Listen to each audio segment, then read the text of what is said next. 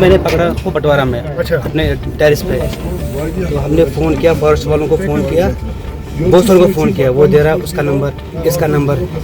एक लड़ी है वाइल्ड लाइफ में वो काम करती है। ईद से पहले 3 दिन पहले। ईद से पहले? हाँ।